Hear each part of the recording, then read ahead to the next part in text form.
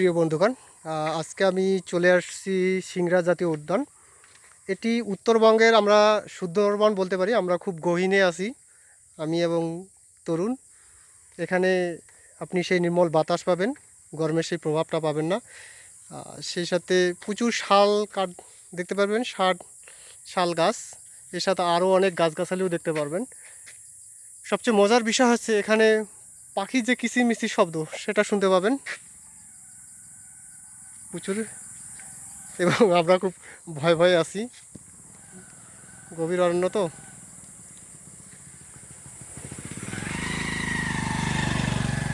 হঠাৎ দু একজন লোক আসতেছে, মাঝে মধ্যে স্থানীয় কিছু লোক আসতেছে। তরুণ, সামথিং। বন্ধুরা, আমার গহীন অরণ্যে আসলে গা একটু ঝিমঝিম করতেছে, ভয় লাগার কথা একটা। তো দিনের মধ্যে তেমন একটা ভয় পাচ্ছি না, তারপরও যেহেতু আমরা স্থানীয় না, দূর থেকে এসেছি, এটা ভয়ের আশঙ্কা থাকতেই পারে। যেমন এলাকার টোকাই এদের কারণ, টোকাই আছে তো ধারণা আছে? হ্যাঁ, ধারণা অবশ্যই আছে, কারণ এলাকার গহীন অরণ্যেই তারা লুকিয়ে আমি থাকে। মনে করি গভীর অরণ্যে একাই না আসাই উত্তম। উত্তম। অনেক কয়েকজন সঙ্গে আসা সবচেয়ে বেটার হয়। দেখুন, আমরা একটু গভীর গভীর অরণ্যে আছি, আর এটা মাটির ঢিপি। এটা কি নাড়া যাবে মামা?